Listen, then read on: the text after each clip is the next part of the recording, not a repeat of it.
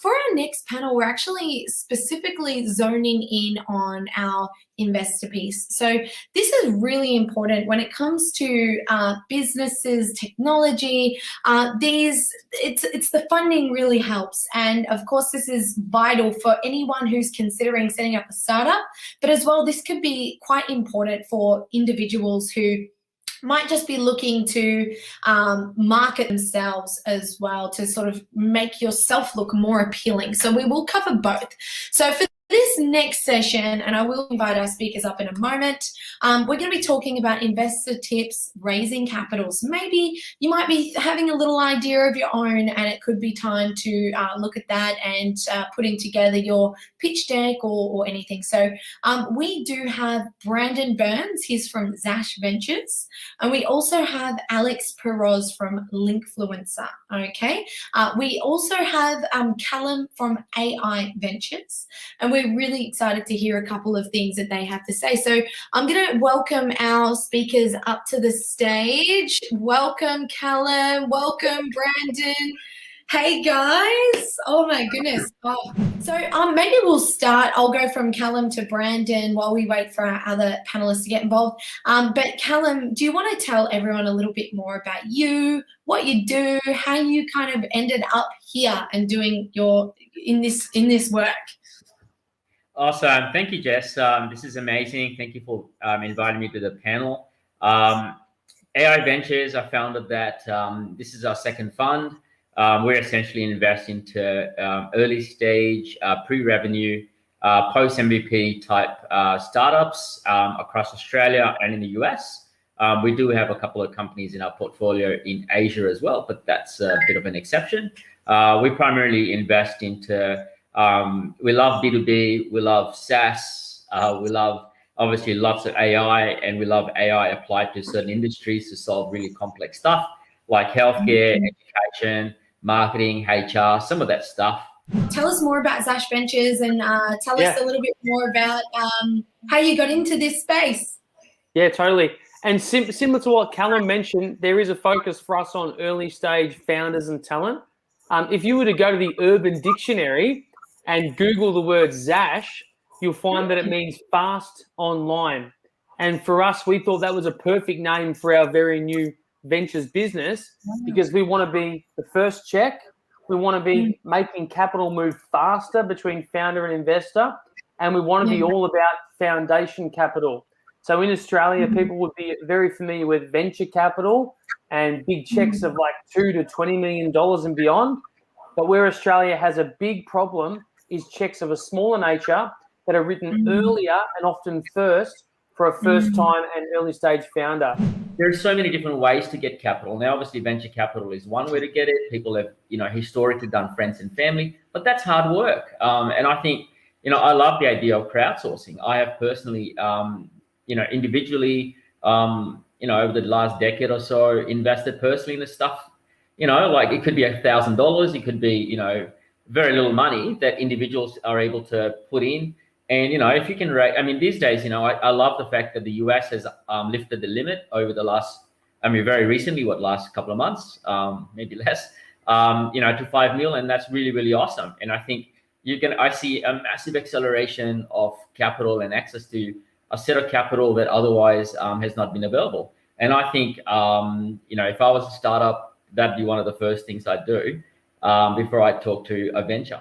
I would add there that, yes, there is an abundance of great ideas and founders around to fund. Sometimes the appetite for a wider range of verticals or industries or products or services to be funded can be a bit limited from, later stage funders like venture capital firms. And I find that crowdsourcing is particularly good for people who are trying to bring an MVP, a minimum viable product, to life. And often something that is a product is often better suited for a crowdsourcing platform. So to give you an example, we had a pitch competition recently, and we had an entrant who'd patented and designed a golf club that had a contraption that helped you master your swing. And one of the angel investors on the panel said, look, you'd actually have a better chance at running this on Kickstarter and crowdsourcing for this business than if I was to invest in it, because one, you'll raise more money more quicker, but two, the customers who buy the product will give you the feedback that you're dying to get to find out if this product is actually wanted. So I'm all for crowdsourcing. I think there's a place for it because it represents another avenue to people understanding the concept of backing a founder and backing an idea. Remember, even becoming a co-founder or a first employee, you can end up actually getting maybe sometimes stock options in that company, right? So that's why I'm such a big fan for people getting a job in a startup. You may end up getting to own a small slice of that business. And I find it really interesting that you're saying yes, because there's so many different ways you can get funding, and there are so many different ways you can invest in a company, and there are so many different ways you can be a part of a company's journey and maybe get that, piece of the investment, whether it's you're a co-founder, whether it's you are a first, not first employee, but like maybe in the first couple of years of the business's success. And that's the thing. Some people might not want to work at a startup because they think it's risky, or they think that it's not as much salary. Well, A, sometimes the salary could end up better. Just give it a little bit of time. B, you may end up becoming part owner in the company. C, you even big corporate jobs you can have disappear at any moment, and they sometimes don't pay that great. So we've actually spent the last 6 weeks, Jess and Callum, doing qualitative surveys of investors, as particularly early stage investors. And what we're starting to learn is they fall into 3 different categories. So we have lone wolves, and they're investors that like to do their own thing, and they only really get involved when they want to do something that contributes to growing their business. We've got pact builders. So we've noticed there's investors who really want to make an impact, investing back into founders and bringing people along with them. And then I've forgotten the third category, but the third category is a mix between the two. But what stood out between the 3 categories is they all want to invest in people, and they want to match with founders or teams. So quite often the check they're writing is for the idea secondary. Obviously they want to check that it's a big total addressable market and could be huge. And it's all about the founder and the team. I think that's, to me, from the outside looking in, and in so many scenarios, it's what seems to light up someone writing that first check.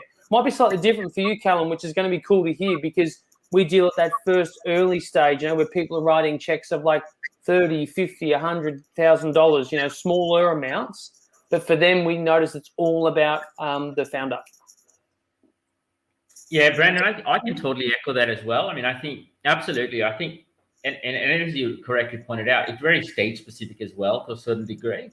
So if it's sort of like, if you don't have a team and you just have a founder with a great idea, then it comes down to the founder and founder and founder. What's the hustle factor, tenacity?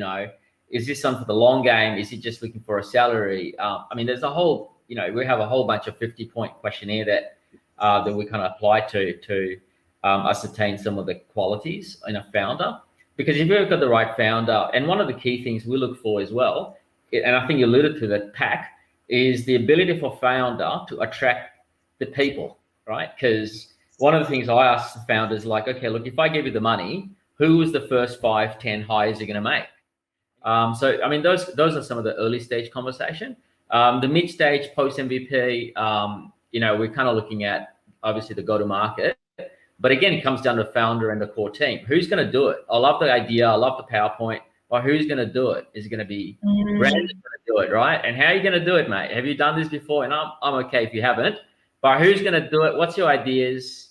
Give some confidence that you're the guy or the girl to, really kind of make that happen. Is there a difference in the amount of funding that women get versus guys? Is there a trend on that, or what's your thoughts?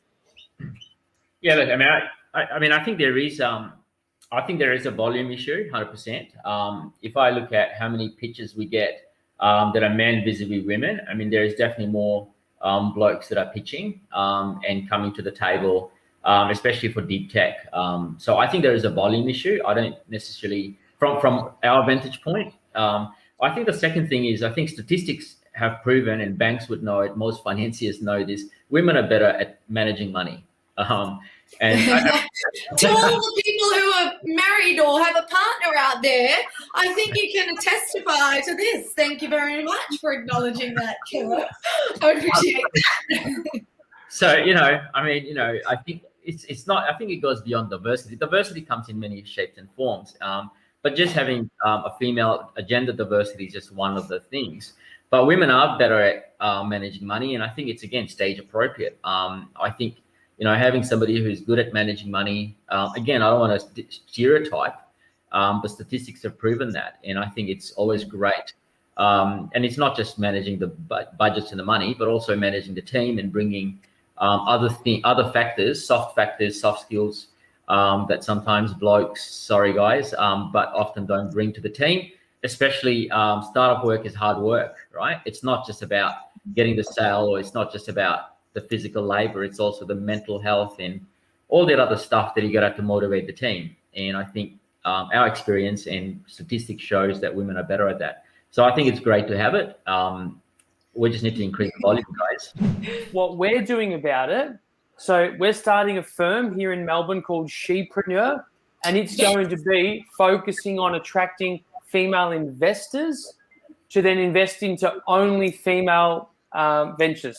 Now, we've had feedback where people have said, oh, look, why does it have to be, it should just be non-binary. Why does it have to be all female? But the answer is it has to have that push, and it has to be loud and obvious that this is a destination for only, so that we can make it as welcoming and as an environment where they can feel comfortable to start doing it together.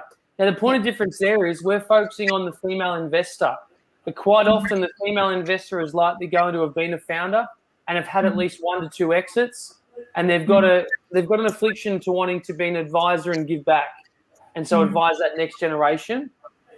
I think that's one of the best ways to do it, because there's so many amazingly talented female founders, but they face the same problem male founders do, and that is they can't access capital. So we need to create a home for people who want to be the investor, and then we need to create a home for people who want to be the female investor. Yeah. So that's one way we're trying to do it, but nowhere near enough. I mean, look, I'll share a stat with you, and Callum, you tell me your thoughts on this, but just at a broader level, because you've had experience, Callum, overseas and in the US, around $12 per capita US is spent on early stage investment in America. In Australia, it's around 48 cents. So to give you an understanding, right, there's even another layer on top of this where there's just not a familiarity around the opportunity that exists to invest into startups and founders. So if anything, that's a real advantage for overseas investors and people coming to this profession first, but it also shows you the challenge around people's understanding beyond buying an investment property and having some shares. No one really started to think about how they could be first into Afterpay or Canva or Atlassian, but it's a reality. So I guess in terms of, firstly, women do get into investing, because as well, the salary game is not always in our favor. Whereas in investment, it is a level playing field, okay? So, I think about that. Secondly, I see so many men come to us for services to get their resume done up, to get career coaching. They often have a public speaking coach. They got all these help, right? They might even get 3 resumes from 3 different providers, and women have a tendency to think, I can do it myself, or I'll do it myself. And this is as well something like what I saw, where I saw this woman, she was on 120, now she's on 220.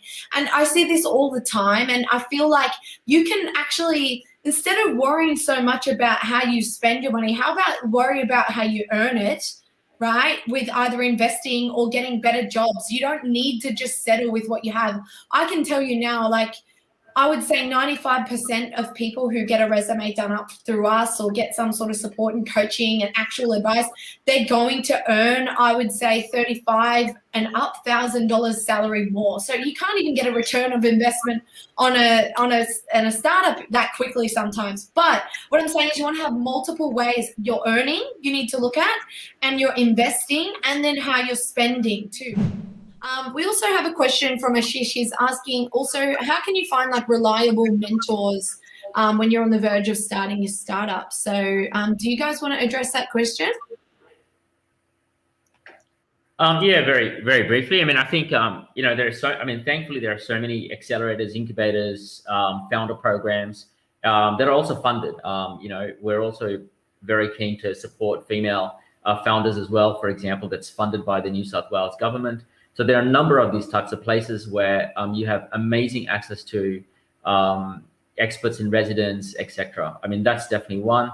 I think I'd also just suggest just reach out on LinkedIn. Trust. I mean, my experience has been, and my advice may be extraordinary or maybe not as common, but I'd certainly suggest go out into LinkedIn and just reach out to people that you think might be able to help, and just say, hey, look, can you help? Chances are, if you're doing that, there's a good chance they'll say yes, but it's going to be very unlikely they'll say no. This is my 2 cents. Brendan? I think I definitely agree that LinkedIn is a great tool. I've noticed in my experience of late, it's become a little bit diluted with just playing a volume game in the DM. So what I would say as an extension to what Callum said, which makes a lot of sense, is go after one person at a time. And if you treat it more like that, then obviously it's going to take a little longer, but your outreach, your style, and your way to cut through will be a lot more personalized, and it won't make that person feel like they're just one of many being hit up. Hit up Callum, hit up Brandon, check them out on LinkedIn. And I think that's it for today's panel. Thank you so much for joining us. Thanks, guys. Amazing. Nice to meet you, Callum. Thanks, guys. Thanks, Jess.